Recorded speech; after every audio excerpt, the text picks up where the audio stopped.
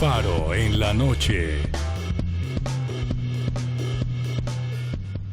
Gracias por estar con nosotros en Faro en la noche y gracias también a la Universidad Javeriana de la Facultad de Teología que nos ha permitido compartir en este contexto de la celebración de los 50 años de Medellín con algunos teólogos muy importantes. Y hoy tengo realmente el privilegio y la dicha, y ustedes cristovidentes van a tener este privilegio de tener a uno de los teólogos más importantes de América Latina y yo me atrevo a decir de la reflexión mundial en torno a la teología y a la teología del pueblo, de la comunidad. Fue profesor del Papa Francisco y también jesuita, el padre Juan Carlos Escanone. Muchas gracias, padre, por permitirnos este encuentro con usted. No, gracias por invitarme. Padre, argentino. Argentino, porteño, es decir, de Buenos Aires. De Buenos Aires.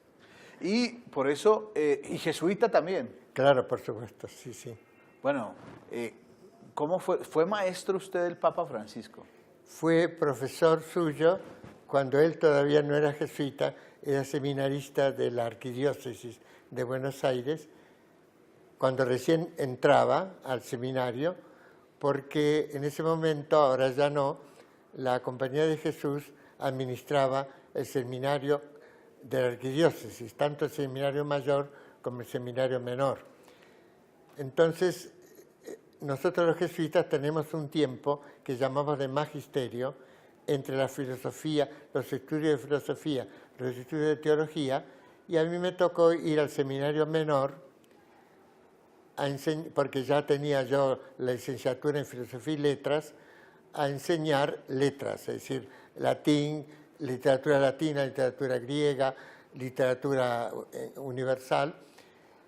Y allí tenía sobre todo la mayoría de mis clases en el bachillerato clásico, pero los muchachos que ya eran bachilleres, habían hecho el bachillerato, o eran universitarios, y algunos hasta ya profesionales, algún médico, algún abogado, profesores de secundaria, que tenían vocación sacerdotal, pero no sabían latín.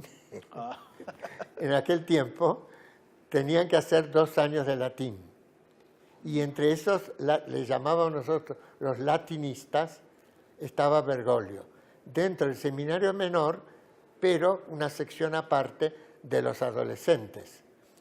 Y él entonces, como no sabía latín porque había hecho más bien un bachillerato de tipo científico, sobre todo con mucho acento en la química, tuvo que estudiar latín 2 años y yo a los latinistas les enseñaba griego clásico, porque luego en base al griego clásico después estudiaban griego bíblico y podían leer sobre todo el Nuevo Testamento en griego y algo de literatura universal. Y ahí lo tuve a Bergoglio como alumno.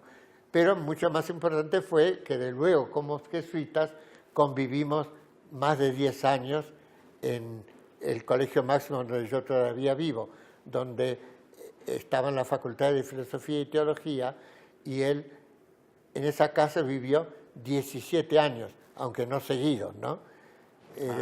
3 años de filosofía, luego 4 de teología, luego de los 6 años de provincial, los últimos 4 los vivió ahí, y 6 de rector, que fueron los 10 años que yo conviví con él como sacerdote. Padre, usted ha reflexionado y se ha formado pues, en Alemania, es doctor en teología en Alemania, en muchos lugares, y ha hecho una reflexión profunda en torno a la teología del pueblo. ¿Por qué no nos acercamos un poco a reflexionar sobre esto que dio origen y ha dado también, digamos, muchos piensan que de ahí también el Papa Francisco ha bebido en toda esta reflexión que ahora la Iglesia se beneficia? Bueno, estoy seguro que ha vivido de allí. Lo que pasa es que no fui yo el que comenzó. Cuando yo era profesor de Bergoglio, ya enseñaba en la Facultad de Teología, en el seminario de la Arquidiócesis, el padre Lucio Gera. Gera sería, pero nosotros a la española Gera. decimos Gera, aunque el apellido es italiano. Y él ya era profesor de teología dogmática, sobre todo el tema de iglesia y también creo de cristología, que fue uno de los fundadores de esa que usted llama teología del pueblo. Él y el padre Tello con el Y, aunque nosotros pronunciamos Y. Bueno, y el padre Tello, que era profesor de teología moral. Porque cuando los obispos de Argentina volvieron del Concilio Vaticano II, a fines del 65, en 1966 forman la Comisión Episcopal de Pastoral y los dos teólogos líderes eran estos dos, ¿no? Y yo a Gera ya lo conocí en ese momento. Tello todavía en ese momento no estaba, por lo menos en el seminario, enseñando en el seminario. Así que Gera y Tello fueron un poco los que promovieron y el grupo de la Comisión Episcopal de Pastoral. Porque el Concilio Vaticano II había dado mucha importancia para hablar de la Iglesia a la categoría pueblo de Dios. La idea de pueblo, que ya la Sagrada Escritura y los Santos Padres aplican al pueblo de Dios. Israel como pueblo de Dios y luego la Iglesia como el nuevo pueblo de Dios. Y esta Comisión Episcopal de Pastoral fue formada por los obispos para que ellos pensaran una pastoral de conjunto para toda América Latina. La formaban parte 3 obispos y un grupo de expertos, de sacerdotes, profesores de teología, de pastoralistas, también sociólogos, había 2 jesuitas del CIAS, del Centro de Investigación y Acción Social, y algunos religiosos, por ejemplo, Mateo Perdía, que era un biblista pasionista, y 3 religiosas. Es decir, no había laicos ni laicas, pero al menos había 3 mujeres, 3 religiosas, ¿no? En la Comisión Episcopal de Pastoral.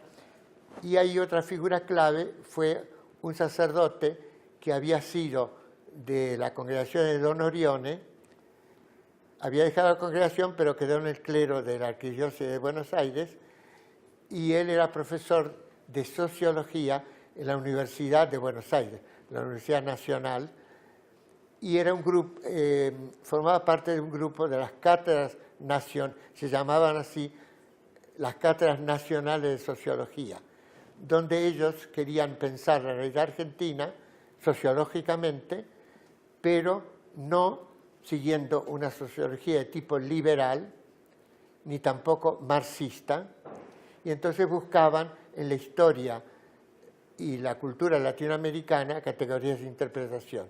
Estamos hablando sobre el año 65, 66. 66. Los obispos vuelven en diciembre del 65, en el 66 forman esta comisión, y Justino O'Farrell, familia irlandesa, había 2 en la comisión, Justino O'Farrell y Gerardo Farrell, que después fue obispo. Bueno, los 2 de familia irlandesa, aunque uno era con la O y la otra sin la O. Bueno, y Justino O'Farrell entra como sociólogo a esa comisión, no como teólogo, pero él hace de nexo entre las cátedras nacionales de sociología de la Universidad de Buenos Aires y la Comisión Episcopal de Pastoral. Y entra ahí entonces el tema del pueblo, como el concilio había hablado de la Iglesia, pueblo de Dios, el diálogo del pueblo de Dios, la Iglesia, con los pueblos de la tierra. El pueblo colombiano, el pueblo argentino, el pueblo coreano, el pueblo, etcétera, ¿no? Es decir, pueblos-nación, pero que al mismo tiempo en América Latina, según esta comisión, y un libro del padre Boazo, que también forma parte de la comisión, y un jesuita, teólogo, él decía en el libro que en el pueblo-nación, en América Latina, al menos de hecho, son sobre todo los pobres, los sectores llamados populares, los que más conservan la cultura propia del pueblo-nación, ¿no? Porque muchas veces los de clase media alta, los intelectuales, estamos a veces pensando más en qué dicen en Estados Unidos o qué dicen en Europa, qué dicen y en cambio la cultura popular y la religión del pueblo es mucho más vivida por todos, ¿no? Todos los de la nación, pero sobre todo por los sectores de trabajadores más pobres y lo que llaman en general sectores populares. Entonces, pueblo en el doble sentido, por un lado, del pueblo-nación, pero por otro lado, en el pueblo-nación, los sectores así llamados populares, las clases populares, diríamos. Se podría usar también el término de clase, aunque no en sentido marxista. Y en el diálogo con el pueblo de Dios, es decir, la Iglesia, ¿no? Porque el concilio había privilegiado y había comenzado a hablar de la Iglesia privilegiando esa categoría, que no es la única, para hablar de la Iglesia, del pueblo fiel de Dios. Por eso Bergoglio, que toma de esta tradición, le gusta mucho hablar del pueblo fiel, o el pueblo fiel de Dios, ¿no? Y una de las características de la teología del pueblo es el aprecio que tiene tanto a la cultura popular, que sobre todo a los más pobres. Por eso el Papa ya Pablo VI en Evangelii Nuntiandi,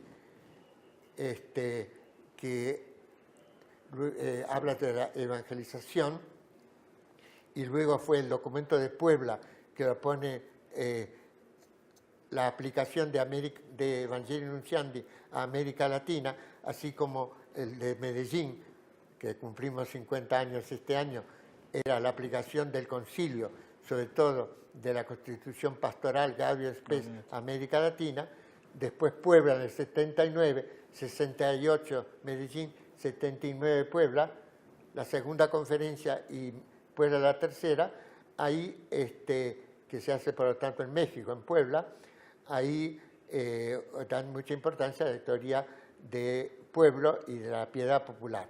Pero ya toma de Evangelii Nuntiandi, donde habla que la piedad, más que de religiosidad popular, hay que hablar de religión del pueblo o piedad popular, que sobre todo son los pobres y sencillos los que viven más esa piedad popular, que acá en Colombia es muy fuerte, también en la Argentina, pero mucho más en Colombia o México, en general toda la gran parte de América Latina. Pero acá en Colombia yo he ido, por ejemplo, al santuario del Niño Dios. Del Niño Jesús. Del Divino Niño Jesús. El Divino Niño. Bueno, ahí se nota esa religiosidad profunda, que fe, es una fe vivida, pero inculturada en la cultura del pueblo colombiano, así como del pueblo mexicano, del pueblo argentino, o en general de los pueblos de América Latina, como hay en Italia, o hay en España, o mismo en Alemania, etc., ¿no?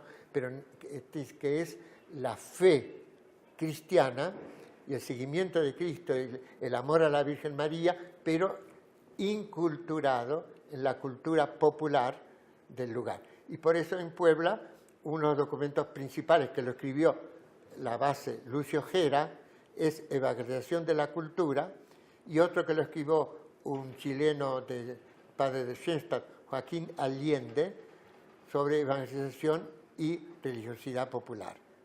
Son documentos importantes que están en la línea de esta teología del pueblo.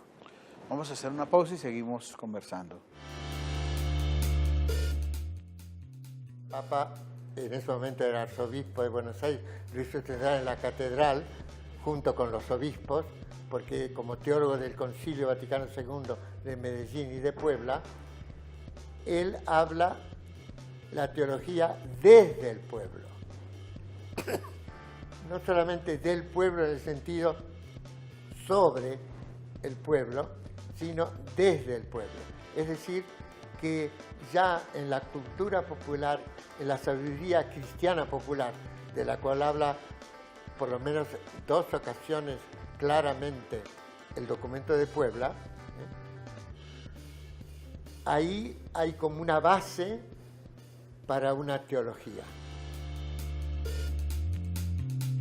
Ya regresamos con Faro en la noche. Padre, cuando hablamos de la teología del pueblo, usted nos ha enmarcado muy bien todo este contexto. Tal vez también en los documentos del Papa él pone sus reparos en torno a los planes de pastoral o los proyectos de pastoral, tal vez un poco cuestionando de que eso salga como de muchas reflexiones muy teóricas y desconozca todas estas realidades con las cuales la gente expresa su religiosidad. ¿Cómo llegar ahí como a un encuentro, a una convergencia? Bueno, yo le hablaba recién de este teólogo, que cuando él murió, el Papa, en ese momento era arzobispo de Buenos Aires, lo hizo estudiar en la catedral, junto con los obispos, porque como teólogo del Concilio Vaticano II de Medellín y de Puebla, él habla la teología desde el pueblo. No solamente del pueblo en el sentido sobre el pueblo, sino desde el pueblo. Es decir, que ya en la cultura popular, en la sabiduría cristiana popular, de la cual habla por lo menos 2 ocasiones claramente el documento de Puebla, ahí hay como una base para una teología. Lo que el pueblo vive teologalmente, diríamos, una fe vivida, por ejemplo, la devoción a la Virgen María, pongamos Guadalupe, pero no solo en Guadalupe, sino en general en toda América Latina hay mucha devoción. Bueno, hay de allí hay toda una teología vivida que el teólogo de profesión, por ejemplo, Lucio Gera, que era doctor en teología y profesor de teología en la Facultad de Teología, ahora que pertenece a la Universidad Católica Argentina, pensaba desde el pueblo. Por eso en italiano ellos ponen en un artículo que yo escribí y que lo tradujeron al italiano y lo publicaron, dal popolo, es decir, desde el pueblo, no solo teología del pueblo, sino desde el pueblo. Y yo tengo un trabajo también, Evangelización, Cultura y Teología, ya de los años 90, donde digo que la sabiduría cristiana popular, que es sabiduría, ¿no?, teologal, porque en el fondo es un don del Espíritu Santo, pero encarnada en la cultura, ya está inculturada, ¿no?, esa sabiduría da la base, como uno puede llevarla a una reflexión, usando las categorías, que uno lo expresa en forma categorial, pero en el fondo el pueblo lo vive, ¿no? Se puede llevar, como diría ya ahora un filósofo, Hegel, a concepto.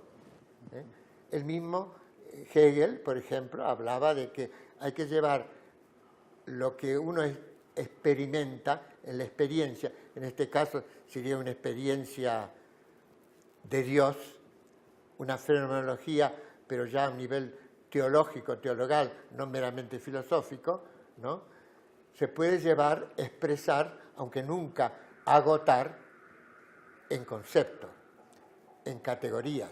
Categorías son conceptos básicos de expresión, ¿no? Y bueno, y ahí entonces es posible desarrollar toda una teología, una cristología sobre cómo el pueblo vive, el pueblo latinoamericano en este caso, vive la devoción, el amor, el seguimiento de Cristo, o una mariología con respecto a la Virgen, o una eclesiología, cómo se están viviendo la Iglesia, o los sacramentos, por ejemplo, la Eucaristía o el bautismo, y cómo lo expresan. A veces se expresan en una forma más no sistemática, una forma más narrativa, pero que luego es posible llevar a una reflexión, a un conceptual y sistemática, ¿no? Bueno, y es lo que ha hecho la teología. Y de hecho, por ejemplo, en la teología ya de la liberación, tomada en general, el mismo Gustavo Gutiérrez, teólogo peruano, la llaman el padre de la teología de la liberación, dice, son las comunidades eclesiales de base, sujetos de teología, en el sentido de que se interpreta la vida a la luz de la palabra de Dios y la palabra de Dios desde la vida cristiana y cotidiana que se está viviendo en esas comunidades, y entonces en ese círculo, que dicho en forma difícil, se habla de círculo hermenéutico, es de la interpretación. Interpreto mi vida a la luz de la palabra de Dios y a su vez interpreto la palabra de Dios a la luz de mi vida. Es decir, lo que Cristo ha vivido ilumina mi vida. Por ejemplo, una señora que contaban que estaba hablando con el padre Arrupe, que fue general de la compañía, pero puede ser cualquier otro padre, y la niñera había traído, porque era una señora que estaba en una buena posición, y tenía una niñera que tenía una nena, se la lleva a pasear a la nena, y cuando viene, con la nena que se le había muerto. Un accidente, no sé qué había pasado, y entonces, ¿qué dice la señora? Dice, ahora sí comprendo el dolor de María al pie de la cruz. Es decir, iluminó con el misterio de la piedad de la Virgen María, que llevaba al pie de la cruz su hijo muerto, Jesús. Con esa experiencia de María, ella iluminó y interpretó cristianamente su propia experiencia de dolor de madre, y a su vez el dolor de madre le daba a comprender el misterio del dolor de María, de la piedad al pie de la cruz. Padre, en torno a esa teología desde el pueblo, también nuestros pueblos de América Latina experimentan realidades muy complejas, el narcotráfico, la corrupción, ahora todo este devastador comercio sexual, trata de personas, todo el irrespeto a los recursos minerales de las grandes empresas y todos estos sistemas políticos que desean perdurar en el poder, sea de izquierda, sea de derecha, que desean quedarse. Sí, sí. Esta realidad genera también una reflexión desde la teología del pueblo. Y ciertamente, porque desde las víctimas de la historia, fueron distintos tipos de víctimas, de trata de personas, de narcotráfico, de violencia, etcétera, etcétera, ¿no? Ahí se entiende primero la perversidad de esas acciones, no solamente desde el punto de vista puramente moral, sino como pecados estructurales, es decir, un nivel teológico, ya como pecado, pero no solamente el pecado del traficante o del tratante de personas, también el pecado personal, sino que hay estructuras de pecado, como dice la conferencia de Medellín, y aún de pecados institucionalizados en instituciones que crean víctimas. Y entonces, a la luz de la fe cristiana, yo me doy cuenta que de alguna manera, como son lo que dice también otro teólogo ya de El Salvador, Ignacio Ellacuría, que murió mártir, asesinado por los militares en ese momento en El Salvador, con otros compañeros jesuitas, era jesuita, dice, son los Cristos crucificados de la historia.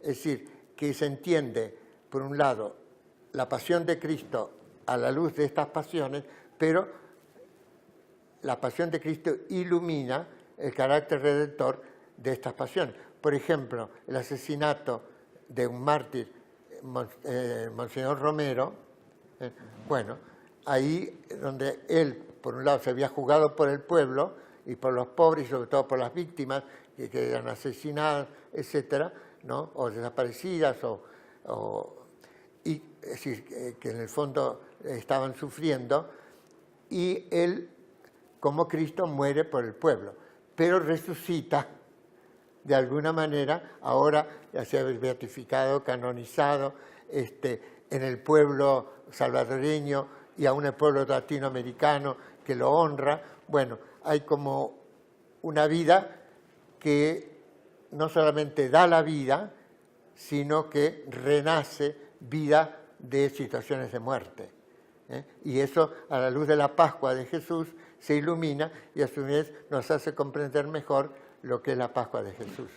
Esta realidad que usted nos ha ofrecido es, digamos, un camino metodológico de la teología del pueblo, es decir, esto que está sucediendo se cruza con la historia de Jesús, con la historia de salvación. Claro, bueno, eso en el fondo, digamos, no solo con la teología del pueblo, en general con la teología latinoamericana, pero aún con la teología del concilio. Por ejemplo, en esta reunión que estamos teniendo, bueno, ahora acabó, aquí en la Javeriana, sobre la teología iberoamericana, hubo un teólogo que habló de los signos de los tiempos, y ya de eso habla el Concilio Vaticano II, y aún más, San Juan 23 dice, el ver, juzgar, actuar, ver los signos de los tiempos a la luz de la palabra de Dios, juzgarlos desde la palabra de Dios y actuar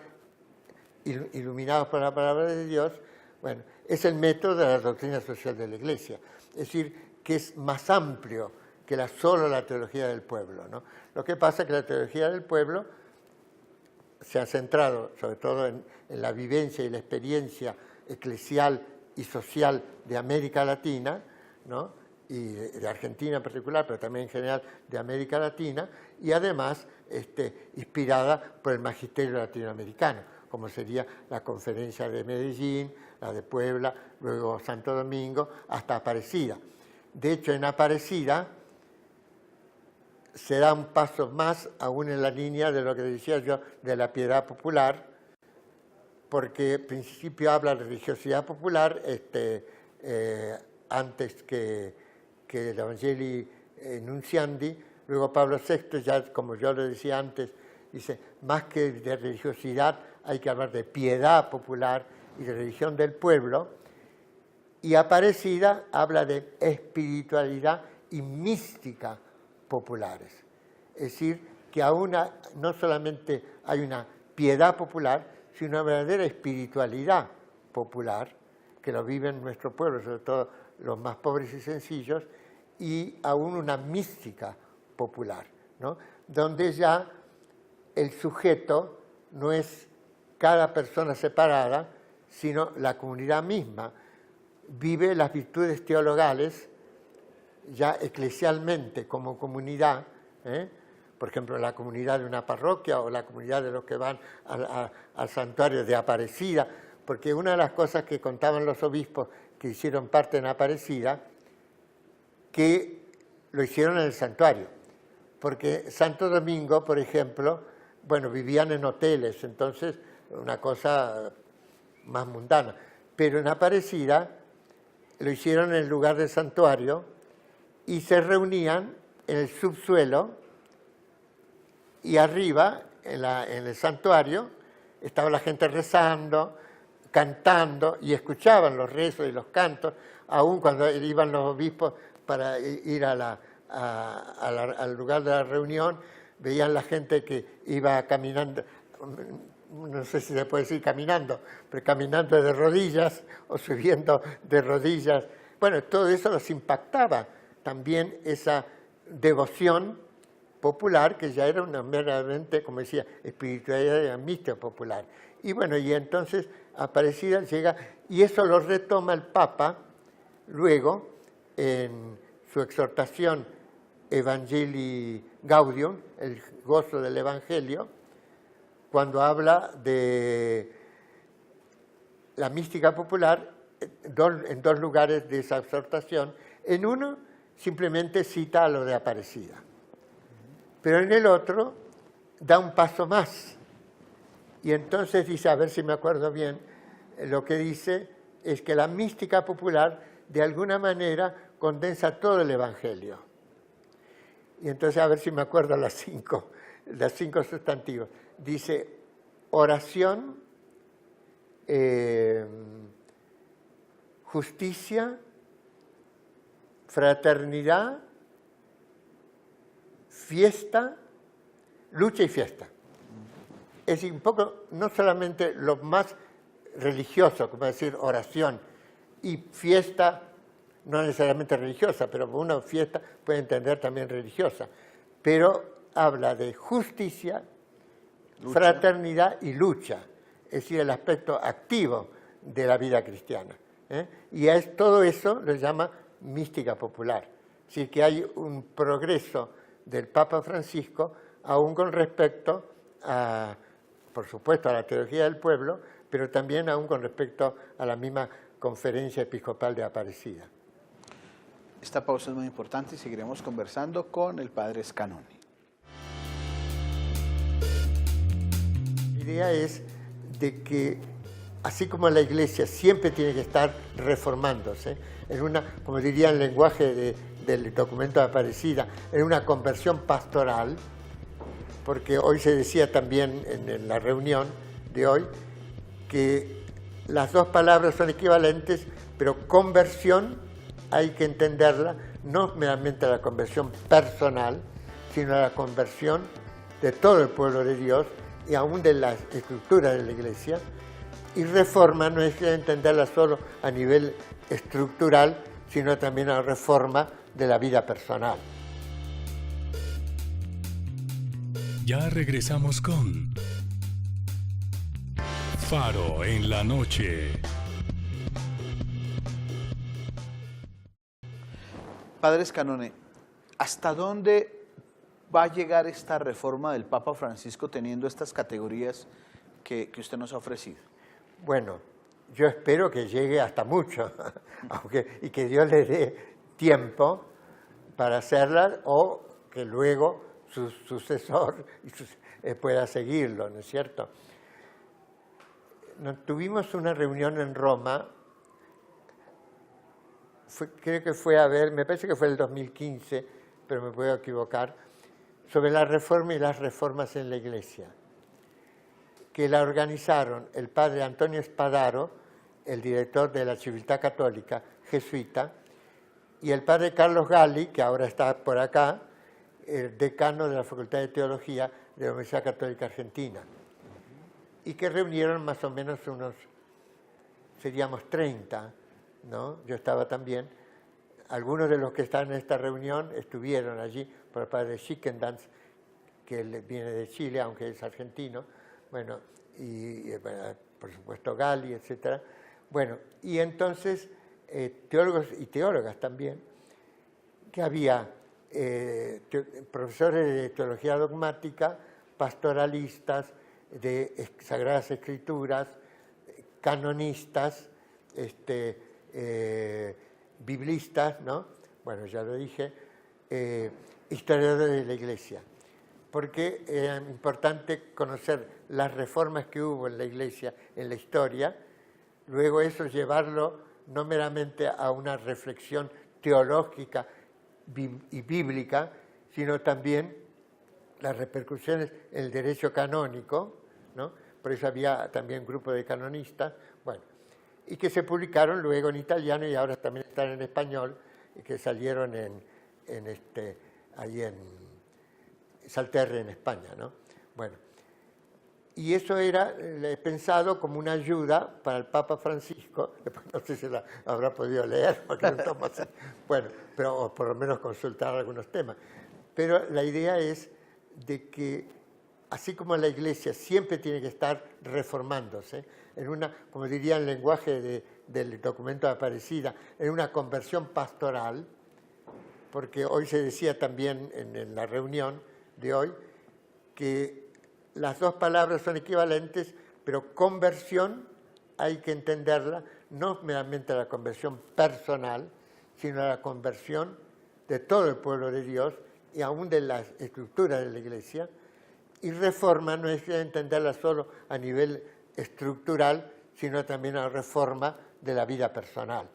Por eso dice, se puede hablar de conversión pastoral o de reforma o conversión misionera o de reforma de la Iglesia, ¿no? La Iglesia siempre tiene que estar reformándose, como decía ya San Agustín, etc. Bueno, pero que se iluminan mutuamente porque está el momento personal de cada uno de nosotros y el momento comunitario de la parroquia, de la diócesis y aún de la iglesia en su conjunto, de la curia romana en su conjunto, etcétera, ¿no?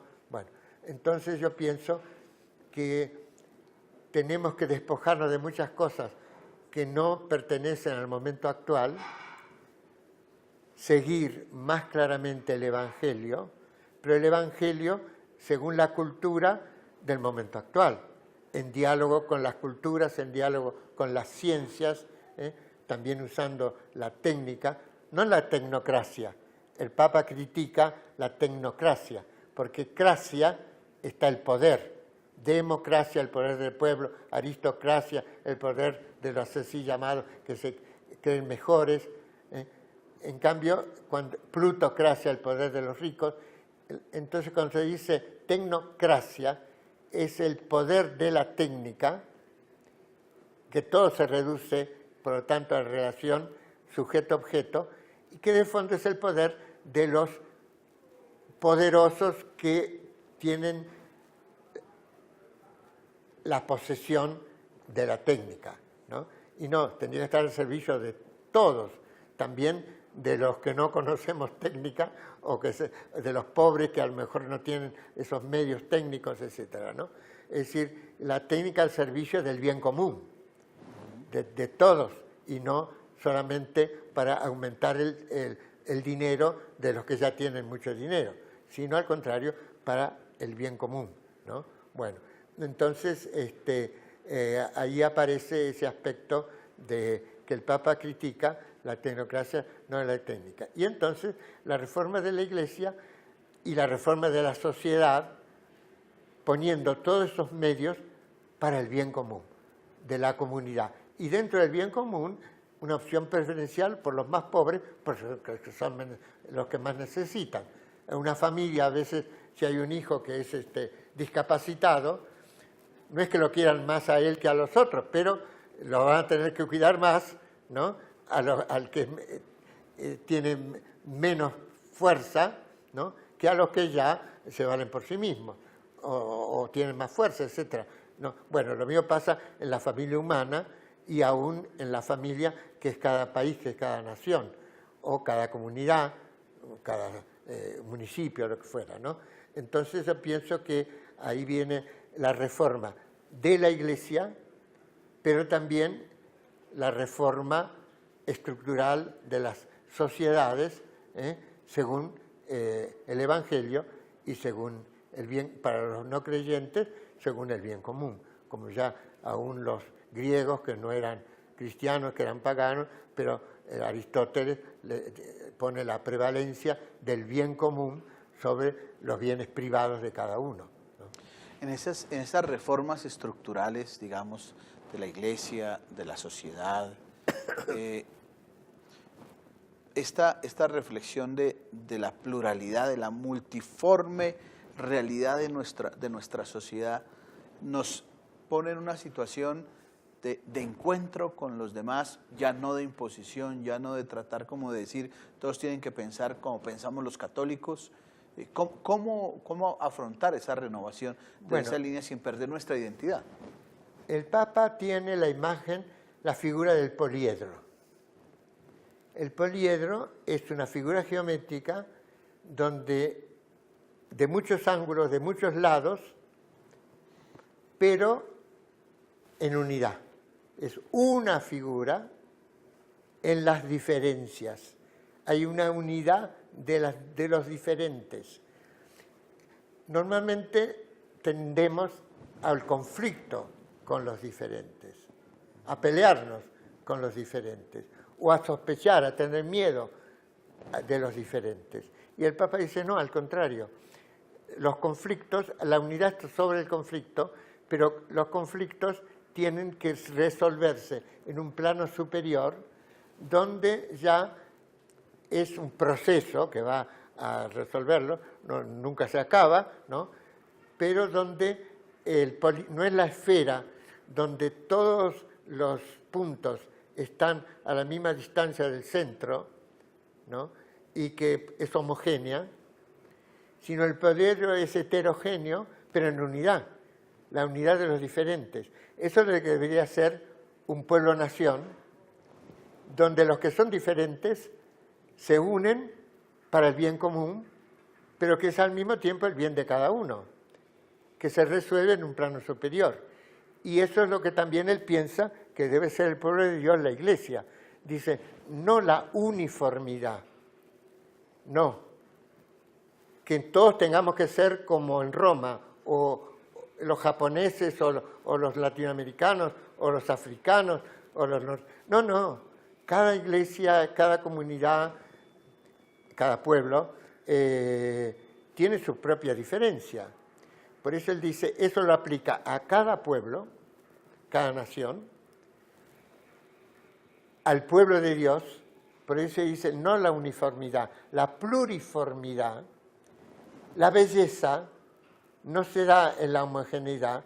Una pared blanca es una pared blanca, sino que se da en la armonía de los diferentes, como una sinfonía donde, qué sé yo, están los trombones, están los violines, están las trompetas, está el piano o el órgano, y por eso hay un director de orquesta, por armonizar todos los sonidos en una música hermosa, en una sinfonía. En esa realidad, aplicándolo, digamos, a la iglesia, Sí, sí. pueblo de Dios, pueblo fiel, existe una variedad cultural, política, Claro. social, de estilos de comprender la sexualidad, la familia, la sociedad, La la misma política, teología. La misma teología. Eso tendría que convivir en la misma realidad de la catolicidad del pueblo de Dios. Claro, con tal que sea todo lo mejor de cada uno y no lo peor, porque también hay pecado estructural, hay disonancia, hay peleas, hay violencia, ¿no? Sino al contrario. La idea de armonía, yo me acuerdo porque, claro, me trato dialogalmente con el Papa, que él me contó que le había impactado su visita a Sri Lanka, la antigua Ceilán, ¿no? Al lado de la India, Sri Lanka, porque ahí hubo una guerra entre los tamiles y los singaleses, ¿no? Los singaleses, que serían los propiamente de la isla, ceilandeses, y los tamiles que vienen de la India, porque están enfrente a la India, bueno, pero que llevan siglos.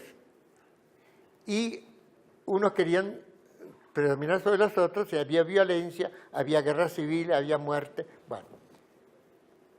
Y entonces el Papa me contó que a él le impactó cuando el presidente, que estaba en el momento en el cual él la visitó, no sé si ahora seguirá el mismo, ni sé si era de cuál de los dos, si era singalés o si era tamil, pero lo que le dijo, yo quiero la armonía de mi pueblo. Después de una guerra civil. Y el Papa lo impactó y me dijo, para mí la armonía es más que la mera paz.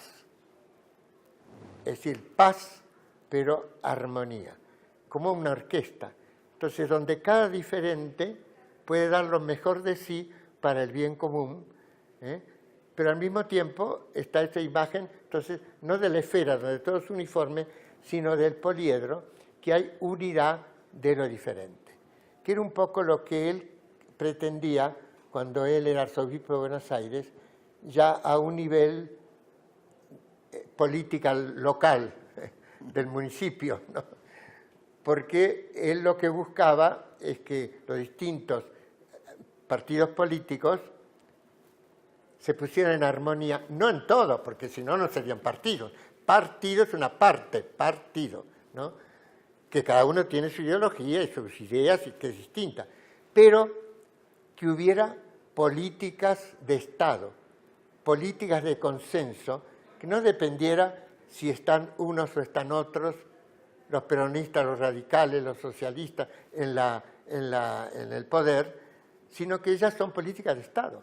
Es decir, que todos están de acuerdo, hay consensos básicos, fundamentales, que están todos de acuerdo, aunque tengan ideologías partidistas distintas.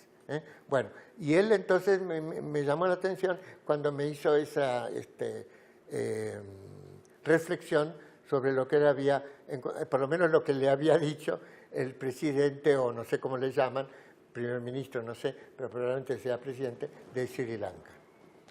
Padre, muchas gracias por compartir con nosotros en este Faro en la Noche toda esta reflexión que renueva la vida de la Iglesia en este tiempo de Pascua, gracias a la Universidad Javeriana y a la Facultad de Teología.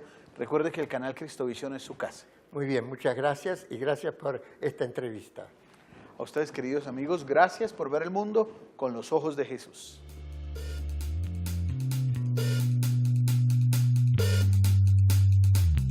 Faro en la noche.